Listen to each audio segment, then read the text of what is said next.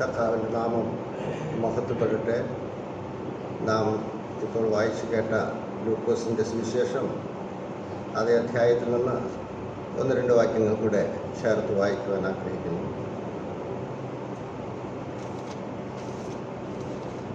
41 താൻ അവരെ വിട്ട് ഒരു കല്ലേറ് ദൂരത്തോളം വാങ്ങിപ്പോയി മുട്ടുകുത്തി, പിതാവേ, നിനക്ക് മനസ്സുണ്ടെങ്കിൽ ഈ പാനപാത്രം എങ്കിൽ നിന്ന് നീക്കണമേ, എങ്കിലും എൻ്റെ ഇഷ്ടമല്ല, നിൻ്റെ ഇഷ്ടം തന്നെ ആകട്ടെ എന്ന് പ്രാർത്ഥിച്ചു. അവനെ ശക്തിപ്പെടുത്തുവാൻ സ്വർഗത്തിൽ നിന്ന് ഒരു ദൂതൻ അവന് പ്രത്യക്ഷനായി. പിന്നെ അവൻ പ്രാണവേദനയിലായി ആദിശ്രദ്ധയോടെ പ്രാർത്ഥിച്ചു. അവൻ്റെ വിയർപ്പ് നിലത്ത് വീഴുന്ന വലിയ ചോരത്തുള്ളി പോലെയായി. നമ്മുടെ കർത്താവിൻ്റെ വ്യാകുലപ്പെട്ട് ക്രൂശിനെ കണ്ടുകൊണ്ട് അതിന് മുൻപ് ആ അനുഭവത്തെ ഒന്ന് അയവിറക്കി ക്രൂശിനെ നേരിടുവാൻ ഒരുങ്ങുന്ന ഒരു പ്രാർത്ഥനയായിട്ട് നമുക്കതിനെ കാണുവാൻ കഴിയും. ക്രൂശിൽ താൻ അനുഭവിച്ച വേദന ഇതിനേക്കാൾ അപ്പുറമാണ് എങ്കിലും ഈ വേദനയും വളരെ കഠിനമായിരുന്നു എന്ന് ഈ ഭാഗം വായിക്കുമ്പോൾ നമുക്ക് മനസ്സിലാക്കാൻ കഴിയും. ഗെത്സമന തോട്ടം, ഇന്നും ആ തോട്ടവും കർത്താവ് പ്രാർത്ഥിച്ച ആ സ്ഥലമൊക്കെ സന്ദർശകർക്കായി കെട്ടിയടച്ച് സൂക്ഷിച്ചിരിക്കുകയാണ്. എന്നാൽ നമ്മുടെ കർത്താവിലേക്ക് കടന്നു വരുമ്പോൾ അവൻ പിന്നെയും മുട്ടുകുത്തി കവിണ്ണു വീണെന്നൊക്കെ മറ്റ് സുവിശേഷങ്ങളിൽ നാം വായിക്കുന്നുണ്ട്. മുട്ടുകുത്തിയും കവിണ്ണു വീണും പ്രാർത്ഥിച്ചതിൻ്റെ പൊരുൾ ഇവിടെ കാണുന്നത്, പിതാവേ, നിനക്ക് മനസ്സുണ്ടെങ്കിൽ ഈ പാനപാത്രം എങ്കിൽ നിന്ന് നീക്കണമേ എന്ന്. കർത്താവിൻ്റെ പ്രാർത്ഥനയുടെ അർത്ഥം നാം മനസ്സിലാക്കിയിട്ടുള്ളതിനേക്കാൾ അപ്പുറമാണ്. ഇനിയും അതിൻ്റെ അങ്ങേയറ്റം വരെ മനസ്സിലാക്കുവാൻ സാധിക്കുമോ എന്ന് എനിക്ക് അറിഞ്ഞുകൂടാ. എന്നാൽ ഒരു കാര്യം ഞാൻ വെളിപ്പെടുത്തുവാൻ ആഗ്രഹിക്കുന്നു. കർത്താവ് ഈ മരണത്തിൽ നിന്ന് വിടുവിക്കപ്പെടുവാൻ ആഗ്രഹിച്ച് പ്രാർത്ഥിച്ചതായിട്ട് ചിലരെങ്കിലും ചിലപ്പോഴൊക്കെ ചിന്തിക്കാറുണ്ട്. അത് തികച്ചും തെറ്റാണ്. എന്തുകൊണ്ടെന്നാൽ നമ്മുടെ കർത്താവ് പിതാവിൻ്റെ ഇഷ്ടം ചെയ്യുവാൻ ഞാൻ ബന്ധപ്പെടുന്നു എന്ന് പറഞ്ഞ് ദൂതന്മാരെക്കാൾ താഴ്ചയുള്ളവനായി മനുഷ്യനായി ഈ ഭൂമിയിലേക്ക് അവതരിച്ചത് മരണം വഴിയായി കടന്നു പോകുവാൻ തന്നെയാണ്. അങ്ങനെയുള്ള കർത്താവ് പ്രാർത്ഥിച്ചതിൻ്റെ പൊരുൾ എന്താണ്?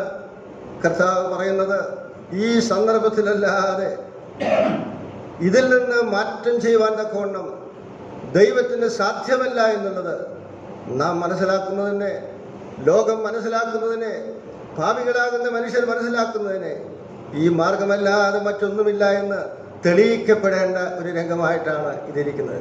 ക്രൂശിൻ്റെ കഠോരത, അതിൻ്റെ കാഠിന്യം മനസ്സിലാക്കിയപ്പോൾ ഇതല്ലാതെ വേറെ മാർഗമുണ്ടെങ്കിൽ പിതാവേ നീ പറയണം എന്നുള്ള അർത്ഥത്തിലാണ് എന്ന് കൃത്യമായി ദൈവദാസന്മാർ, വേദപണ്ഡിതന്മാർ രേഖപ്പെടുത്തിയ നമുക്ക് വായിക്കാൻ സാധിക്കും. എങ്ങനെയെങ്കിലും ഒഴിഞ്ഞു പോകാൻ ആഗ്രഹിക്കില്ല. അങ്ങനെയാണെങ്കിൽ ഞാൻ ചോദിക്കട്ടെ, നമ്മുടെ സ്വന്തം യുക്തിക്ക് അതിനെ ചിന്തിക്കാൻ കഴിയും. എത്രയോ ക്രിസ്തു ഭക്തന്മാർ ഭയം കൂടാതെ ധീര രക്തസാക്ഷികളായി തീർന്നിട്ടുണ്ട്. അവരാരും ആ മരണത്തിൽ നിന്ന് രക്ഷപ്രാപിപ്പാൻ ആഗ്രഹിച്ച് പ്രാർത്ഥിച്ചവരല്ല. റോമ ഗവൺമെൻറ്റിൻ്റെ കഠിനമായ ആ പീഡയിൽ തിളച്ച എണ്ണയിൽ മുക്കിക്കൊല്ലുന്ന സമ്പ്രദായം ഉണ്ടായിരുന്നു. അങ്ങനെ തിളച്ച എണ്ണയിൽ മുക്കി എത്രയും പെട്ടെന്ന് പട്ടാളക്കാർ മുക്കി, ഒരു ഭാഷയിൽ പറഞ്ഞാൽ വറുത്തെടുത്ത് വെളിയിലേക്ക് വെക്കുകയാണ്. അത് കണ്ടു നിന്ന ഒരു പെൺകുട്ടി പ്രകാരമാണ് പറഞ്ഞത്, അടുത്ത ഊഴം താനാണ്. താനിങ്ങനെ പറഞ്ഞു, പട്ടാളക്കാരോട് ആവശ്യപ്പെട്ടു, രേഖകളിലുള്ളതാണ്, എന്നെ പെട്ടെന്ന് മുക്കിയെടുക്കണ്ട.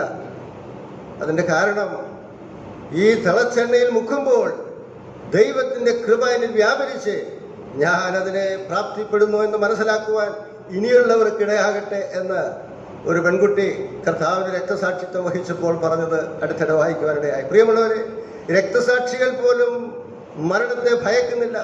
നമ്മുടെ കർത്താവ് മരണത്തെ ഭയന്ന് അതിൻ്റെ കഠോരതയെ കണ്ട് ഒഴിവാക്കുവാൻ വല്ല മാർഗമുണ്ടോ എന്ന് അന്വേഷിച്ചതല്ല, മറിച്ച് മറ്റൊരു മാർഗവുമില്ല എന്ന് ലോകസമക്ഷം പ്രഖ്യാപിക്കുന്ന ഒരു വാക്കുകളായിട്ട് നമുക്ക് മനസ്സിലാക്കാനായിട്ട് സാധിക്കും. അവൻ സ്വർഗത്തിലെ സകല മഹിമകളും ഉരിഞ്ഞു വെച്ച് ഈ ഭൂമിയിലേക്ക് ഇറങ്ങി വന്നു. ക്രിസ്തു തൻ്റെ ഐഹിക ജീവകാലത്ത് തന്നെ മരണത്തിൽ നിന്ന് വിടിയിക്കുവാൻ കഴിയുന്നവനോട് എബ്രായ ലേഖനത്തിൽ നാം വായിക്കുന്നു, ഭയഭക്തി നിമിത്തം ഉറച്ചു നിലവിളിയോടും കണ്ണുനീരോടും കൂടെ പ്രാർത്ഥിച്ചു. ഭയഭക്തി നിമിത്തം ഉത്തരം ലഭിച്ചു എന്നാണ് പറയുന്നത്. എന്താണ് ആ ഉത്തരം? മരണത്തിൽ നിന്ന് വിടുവിക്കുവാൻ കഴിയുന്നവരോടാണ് പ്രാർത്ഥിച്ചത്. മരണം എന്നെ തൊടാതെ എന്നെ രക്ഷിക്കണമേ എന്നല്ല അതിൻ്റെ അർത്ഥം. മരണത്തിൽ കൂടെ കടന്നു പോകുമ്പോൾ ആ മരണത്തിൽ നിന്ന് എന്നെ വിടുവിക്കണമേ എന്നാണ് പ്രാർത്ഥിച്ചത്. അവന് ഉത്തരം ലഭിച്ചു. 3-ാം നാൾ അവൻ ഉയർത്തെഴുന്നേറ്റു. ഒന്നും കൂടെ പറയട്ടെ, ഫ്രം ദ ഡെത്ത് എന്നല്ല, ഔട്ട് ഓഫ് ദ ഡെത്ത് എന്നാണ്. ആ മരണത്തിൽ നിന്ന് വിടുവിക്കുവാൻ, മരണം വരാതിരിക്കാൻ കർത്താവ് പ്രാർത്ഥിച്ചില്ല. ഒരു മനുഷ്യനായി തീരുമ്പോൾ താനിതാ മനുഷ്യന്റെ സ്ഥാനത്ത് നിന്ന് സകല കഷ്ടങ്ങളും അനുഭവിക്കുന്നതായി കാണുന്നു. ഇതേ അധ്യായത്തിന്റെ 63 ഇങ്ങനെ വായിക്കുന്നു: യേശുവിനെ പിടിച്ചവർ അവനെ പരിഹസിച്ചു, കണ്ണുകെട്ടി തല്ലി, പ്രവചിക്ക, നിന്നെ അടിച്ചവൻ ആർ എന്ന് ചോദിച്ചു. നമ്മുടെ കർത്താവിനെ ക്രൂശീകരണത്തിന് മുൻപായി നിരവധി അടികളേറ്റു എന്നുള്ളത് നാം തിരുവെഴുത്തിൽ വായിക്കുന്നത്. പടയാളികൾ അവനെ വാറുകൊണ്ട് അടിപ്പിച്ചു എന്നത് വായിക്കുന്നു. എത്രയോ അടിയാണ്. പുറം ഉഴവുചാലുകൾ നീളത്തിൽ കീറിയതുപോലെ നമ്മുടെ കർത്താവിൻ്റെ ആ പുറം ഉഴവുചാലുകളെ പോലെ ചമ്മട്ടിക്കൊണ്ട് അടിച്ച് തകർക്കുകയായിരുന്നു. ഇവിടെ കാണുന്ന മറ്റൊരു കാര്യം, യേശുവിനെ പിടിച്ചവർ അവനെ പരിഹസിച്ച് കണ്ണുകെട്ടി തല്ലി, പ്രവചിക്ക, നിന്നെ അടിച്ചവൻ ആർ എന്ന് ചോദിച്ചു. മറ്റു പലരും അങ്ങനെ ദുഷിച്ചു. എത്ര ദയനീയമായൊരവസ്ഥയാണത്! എത്രയോ ദയനീയമായൊരവസ്ഥ. ഇസ്രയേലിന്റെ ന്യായാധിപനായവനെ പിടിച്ചുകെട്ടി അന്നത്തെ ന്യായാധിപ സംഘത്തിന് മുൻപാകെ കൊണ്ടുവന്നു എന്ന് മാത്രമല്ല, ഒരു ഛേവകൻ ഇസ്രയേലിന്റെ ന്യായാധിപതിയെ അടിക്കുന്ന ദയനീയമായ കാഴ്ച പ്രവാചകന്മാർ പ്രവാചക ദൃഷ്ടിയിൽ കാണുന്നു. മീഖാ പ്രവചനം 5-ാം അധ്യായത്തിലേക്ക് നമുക്ക് കടന്നു വരാം. അവിടെ എങ്ങനെയാണ് വായിക്കുന്നത്? മീഖാ പ്രവചനം 5-ാം അധ്യായം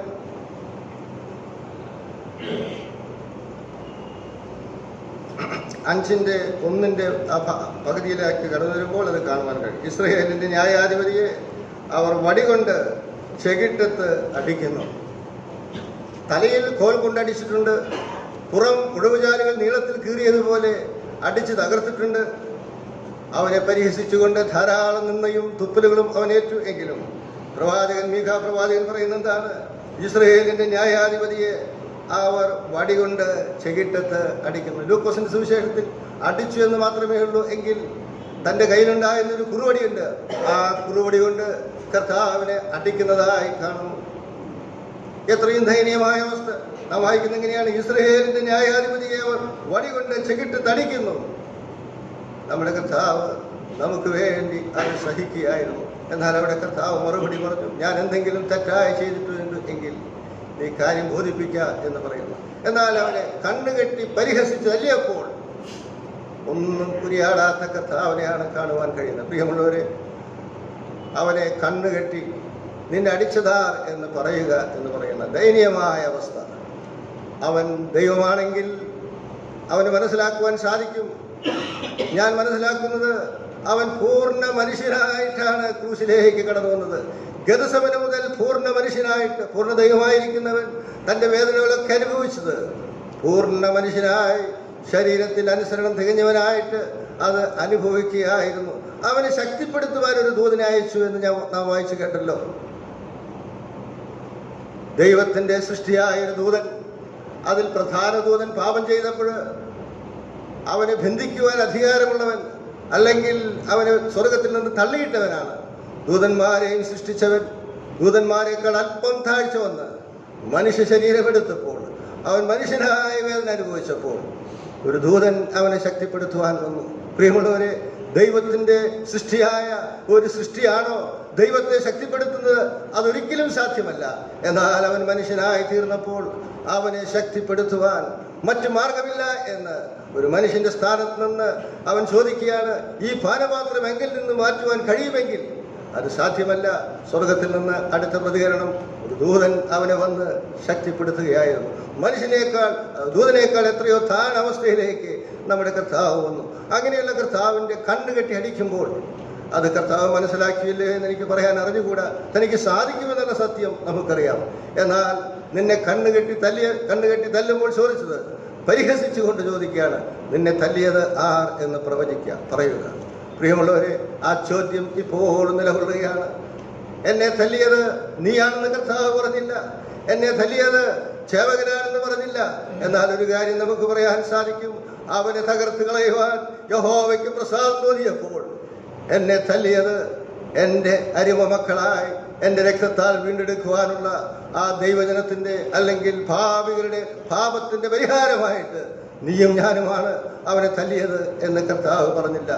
എൻ്റെ ശരീരത്തിൽ വീഴേണ്ടുന്ന അടി അവൻ ഏറ്റെന്ന് മാത്രമല്ല, പാപത്തിൻ്റെ സ്വഭാവം തുറന്നു കാണിക്കുന്ന നിലയിൽ കർത്താവിൻ്റെ ചെകിട്ട് തടിച്ച് അവനെ തല്ലി. എന്നെ തല്ലിയതാരെന്ന് ചോദിക്കുമ്പോൾ ഉത്തരം കിട്ടാത്ത അല്ലെങ്കിൽ മറുപടി ഇല്ലാത്തൊരു ചോദ്യമായി അവശേഷിക്കുന്നു. അവനെ തല്ലിയതാർ എൻ്റെയും പാപനിമിത്തം അവൻ തല്ലുകൊണ്ട് ശാന്തമായി നിന്നു എന്ന് മാത്രമല്ല, ഏത് കോണിൽ നിന്ന് വരുന്ന ശകാരങ്ങളെയും നിന്ദകളെയും തുപ്പലിനെയും സഹിക്കുവാൻ ഒരുക്കമുള്ളവനായി കാൽവറിയിലേക്ക് കടന്നുപോയ കർത്താവ്, ഭ്രമിച്ച് വ്യാകുലപ്പെട്ട കർത്താവ്, കഴിയുമെങ്കിൽ ഈ പാനപാത്രം നീക്കുവാൻ മറ്റു മാർഗമില്ല എന്ന് പ്രഖ്യാപിച്ചുകൊണ്ട് അവൻ പിന്നെയും കവിണ്ണു വീണ് പ്രാർത്ഥിക്കുന്നതായി കാണണം. ക്രൂശിലേക്ക് കടന്നുപോയ കർത്താവ് എത്രയും ശാന്തഗംഭീരമായിട്ടാണ് ക്രൂശിനെ സഹിച്ചത്. ക്രൂശിനെ സഹിക്കുക മാത്രമല്ല, അവൻ അടക്കപ്പെട്ടു. മൂന്നാം നാൾ നമ്മുടെ പാപങ്ങളുടെ പ്രായശ്ചിത്തം നടത്തിയ കർത്താവ്, പ്രായശ്ചിത്തം വരുത്തിയ കർത്താവ് ഇന്ന് സ്വർഗത്തിൽ ആരാധന സ്വീകരിക്കാനായി അവൻ കാത്തിരിക്കുകയാണ്. ഇസ്രായേലിന്റെ ന്യായാധിപതിയെ കോൽ കൊണ്ടടിച്ചു എങ്കിൽ എന്നെ രക്ഷിപ്പാൻ അടികളാൽ തളർന്ന് മനം തളർന്ന് നിന്ദകളാൽ മനം തകർന്ന് നിന്ന എൻ്റെ ഹൃദയത്തെ തകർത്ത് കളഞ്ഞ അനുഭവത്തിൽ കൂടെ കടന്നുപോയി അവൻ ജയാളിയായി മരണത്തിൽ നിന്ന് വിടുവിക്കപ്പെട്ടവനായി പാതാളത്തിലേക്ക് പോയി ദ്രവത്വം കാണുവാനിടയാകാതെ മരണത്തെ ജയിച്ച് മരണത്തെ ഒരു ഉറക്കം പോലെയാക്കി അതിൻ്റെ ശക്തിയെ തോൽപ്പിച്ച് ജയാളിയായി സ്വർഗത്തിൽ ജീവിക്കുന്ന നമ്മുടെ കർത്താവിനെ ആരാധിപ്പാൻ ദൈവം നമ്മെ കൂട്ടിവരുത്തിയതോർത്ത് നമുക്ക് അവനെ സ്തുതിപ്പാം. അവൻ്റെ വിലയേറിയ നാമം വാഴ്ത്തപ്പെടുമാറാകട്ടെ.